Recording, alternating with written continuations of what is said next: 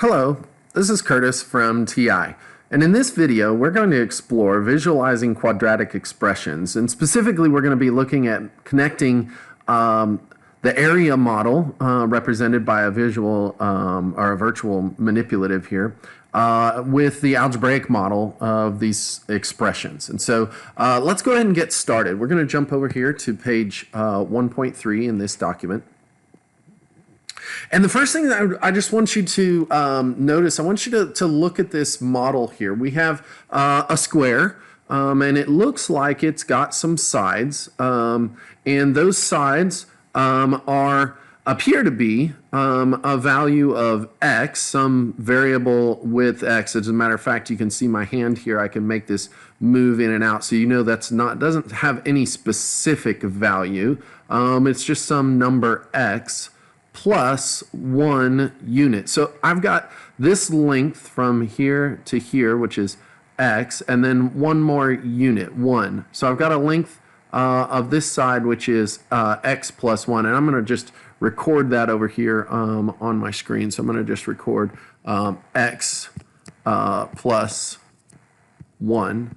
I'm going to make one side of this square here, and you know that the area of this would be multiplying the length times its width. Any rectangle is the length times its width, and so I've got an x plus 1 for the length, and using that same logic, I've got this value x plus 1 here for the width as well. So this side of the rectangle is x plus 1. So I'm just going to represent that here as x plus 1. And so we know that multiplying the length of a rectangle by its width, we've got the overall area. So this expression over here in pink, x plus 1 times x plus 1, is in fact a representation of the area of that square. Now, we can look at that also as potentially another representation or an equivalent representation of that, which might be x plus 1 squared, right? So any number or value times itself, we're just going to call that x plus 1 quantity squared. So there's two representations that we've got there just from looking at the picture that we have here. So that's one way we could definitely explore that. Can you maybe make your own representation, say drawing on a sheet of paper or something, where you might explore x, in this case, looks like it's a number bigger than 1. Can you maybe make a picture of what this visual might look like if x was, say, less than 1? I'll give you just a second to try that.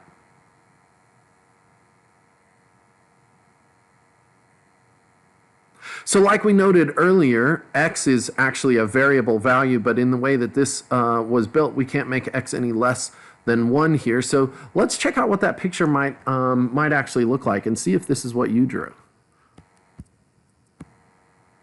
So I'm going to draw my overall square here. Okay, and then I'm going to make my value of x be less than 1. So here's my 1 unit, and x, and then another 1 unit.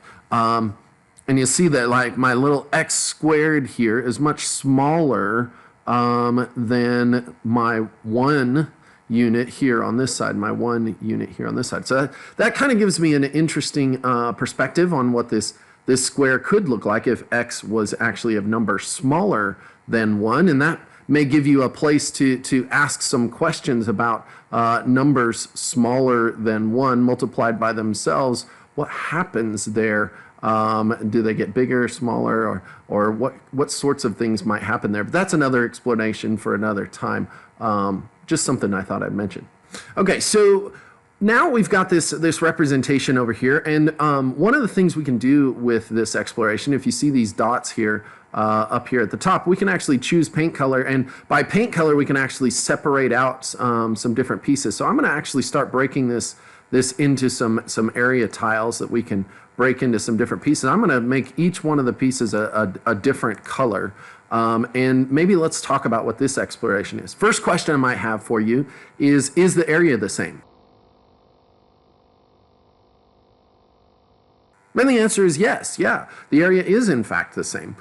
Because really we could just reconstruct this pretty quickly. Like we could just pull everybody back together and we notice that we've got that same square that we had. But I'm interested mostly in what expression do we have now? What is it that we have at this time? So again, we have this this area, this piece, which is in fact x units long and x units wide. So this piece has an area that can be represented algebraically as x squared, right? So we can write that as x squared for the area of this pink rectangle here.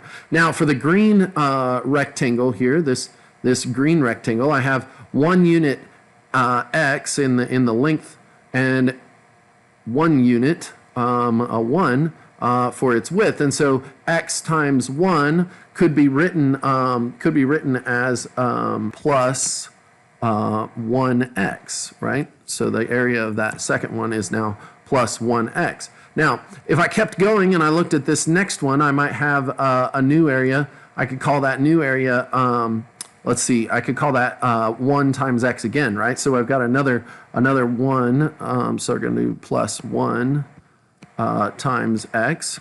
So we've got this last little piece here that we could talk about, this 1 times 1, so we can put that in here and say plus 1. All right, so we've got this new piece that we know is, in fact, just this area model. We broke it into some pieces here, some chunks, and so we know that this x plus 1 times x plus 1, which was x plus 1 squared, is also equivalent to this expression, x squared plus 1x plus 1x plus 1. We know that that's an equivalent expression. Now, what's really kind of neat is we could probably prove this. If we remember a few things about the distributive property, we could see that each times every, that idea of multiplying each piece in a polynomial or in a binomial times every piece in another binomial, we can see that what we would get is in fact that. So if we go back and we look at our original expression, x plus 1 times x plus 1, we take each expression each value rather in this portion of the expression, and because it's a number marked by those parentheses, we're going to multiply by each value in this set. So we're going to take this binomial and say x times x and get our x squared piece, right? So we can see that there. And so that top piece kind of comes out that way. So we can see that this piece right here, x times x gives us x squared, and x times 1 gives us 1x, right? And we can tackle the second expression by looking at the 1 times x. So we can say 1 times x and get that first little section there, and then 1 times 1 and see that that is our second section. So multiplying those two, we get the two pieces and we get this equivalent expression. Now, there's other things we could do with this model. We could explore maybe another place. So we could actually break this into 3 pieces, seeing that these two together are, in fact, this is, now we can remember, this is x times x, so that's x squared. And then we have 2 of these tiles that look like they are 1x units. So this is 1x and 1x, so this is 2x, and then this is plus 1. So we could do that again and just see that we also have an expression that is x squared plus 2x. So we could say plus 2x. And then we can add that one more in there plus the 1.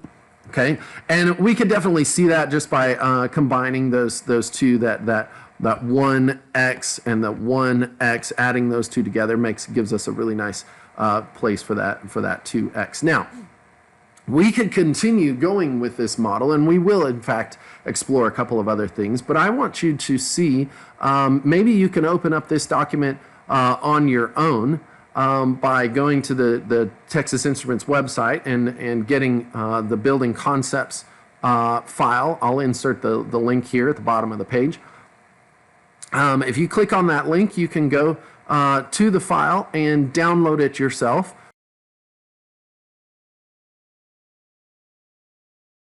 What I'd like you to do is try now making maybe another equivalent expression and see what you can come up with.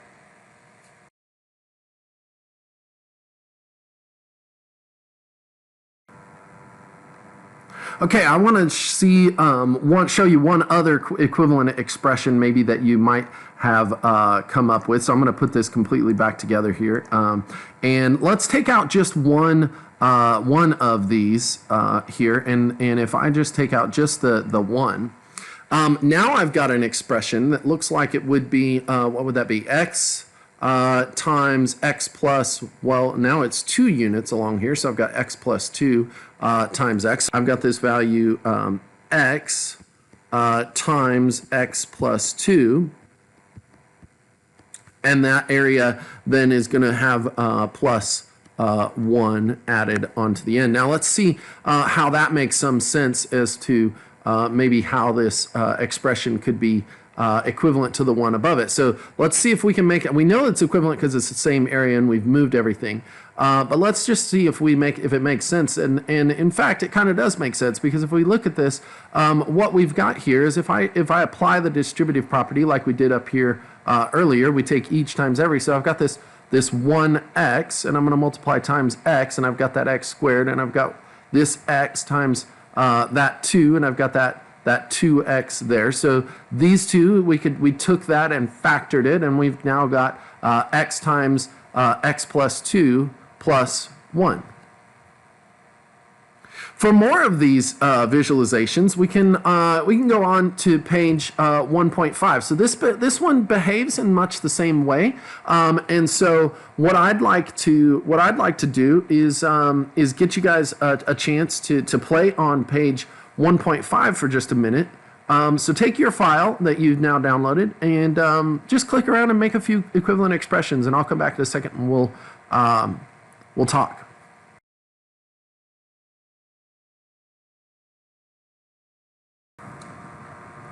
Okay, so you should have probably seen then that this expression that we have here is really the expression x plus 2 times the expression x plus 1, right? So if we could make those connections here, we see that this is x plus 2 units and then x plus 1 unit.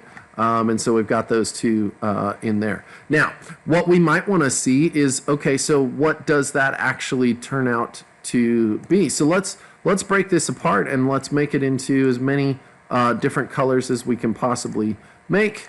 Let's see, I'll get one more there, and then I've got those. Okay, so now I've got all the different pieces and parts pulled apart here, and let's see if we can make a connection. So I've got x squared, that was the blue section there. Now I've got an orange section that's plus 1x, and then I've got a gray section here, so I'm going to pick a gray section, so I'm going to make a little bit gray there. Okay, so that's plus 1x, and then I've got another green section there that's 1x. Okay, so 1x, and I've finally got a pink and a yellow section, so those are plus 1, and then a last one which is plus 1 more, right? Okay, so I've got that big expression there that this is definitely equivalent to, but maybe there's a way we can make some other connections here, and let's play with some of those. So let's pull those together. Maybe we can make all of the x's maybe the same color. So I'll get all of those guys into one color here, and into one color here. And now I've got an expression maybe that kind of gathers everybody together, all the like shapes together. So you can think about this. I've got this visual representation of all these like shapes that I can put together. And now I can connect that up here. So let's just make that algebraic expression kind of make a little bit more sense. So I still have the blue x squared, right? I still definitely I still definitely have that up there. So I'm going to make that blue x squared. But then I've got this pink section here that's part of it, which is plus 1, 2, 3. I've got 3 x's, right? And we've got these 2 units down here in yellow here, so those are plus 2. Okay, and so that kind of makes sense though, right? We've got these 3 x's that we've added together, 1 x, which is that one, and then this one, and then this one. So we got those 3 that we can add together, and those add up to make 3x, and then we've got this 1 plus another 1 right here, so that makes that 2. So here's another equivalent expression. Now those are the kind of predictable ones. What are some others that you came up with? Can you share those?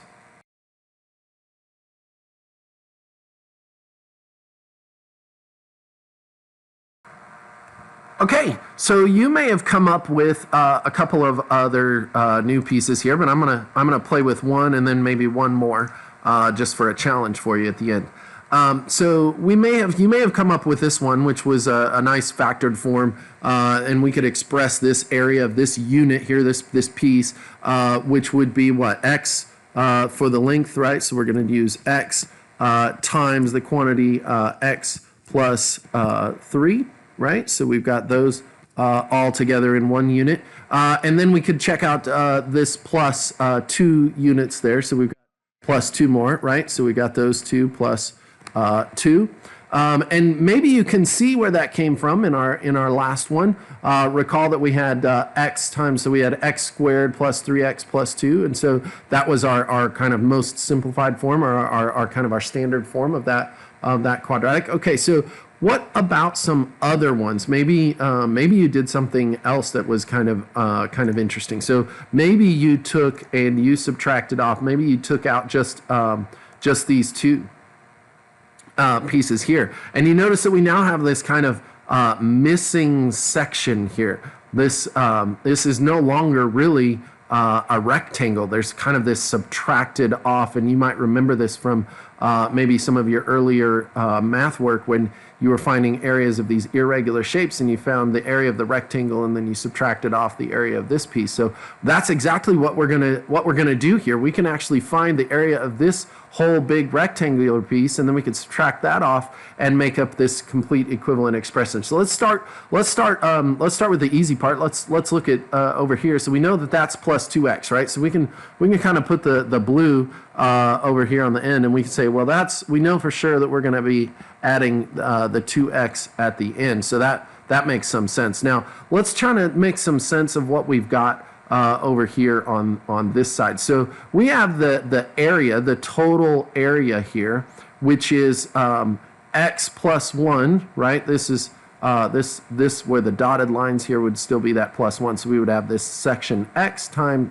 plus 1, and then we've got this other section here, which is x plus 1 here. So let's go ahead and write that out. So we've got this x plus 1, and that little section there times x plus 1. We've really got a square in there, right? So we definitely got those 2 together, x plus 1 times x plus 1. But we've subtracted off from this length over here. We've actually subtracted off. Well, what's the length of this section right here? Well, this section right here, this white section, is actually the length x, right? That whole length there is x, all the way down to this line right here is x, and then we would say x minus 1 would be this length of this white section, right? Because if this total length here from here to here is x, then this little section here is 1, then that means the rest of this would be x minus 1. And so we actually have this little area here is x minus 1 times 1, right? So the area of this little section is x minus 1, right? So that's the area of that section. So we can actually take off or subtract from this the entire quantity x minus 1, and that's going to be another equivalent possible expression. So that's one maybe that you guys, maybe you saw it, maybe you did not. You could follow through with the distributive property and check out that this one actually functions. We've played with this one before, and you guys might remember that from the very beginning of the video. And then you could kind of follow things through. So that might be one interesting way that you could express this. Okay, we're going to look at one other interesting expression, and this will be the last one that we kind of check out. So maybe you could, maybe you did this. Maybe you pulled all the x's together. So what would happen if you pulled all the x's together? Try for a second really quick and see if you can come up with the expression for that.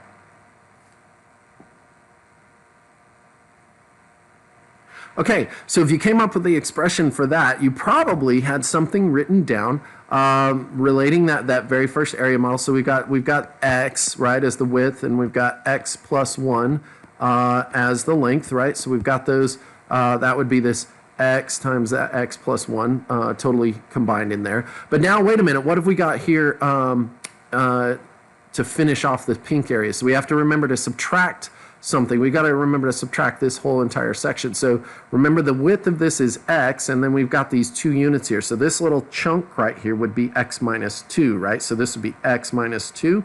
And so we've got this minus x minus 2 expression in there.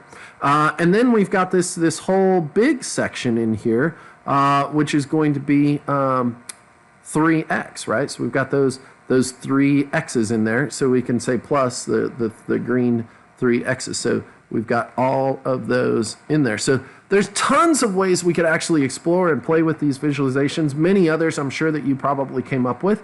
So this was the last expression that we were going to try to put together. And you can continue playing with this one, or if you want to look at some more videos or check us out at YouTube, you can search for Texas Instruments Education and find us there on our YouTube. I've also posted a link here to the Texas Instruments website and to our YouTube channels, and you could look some more videos and things there.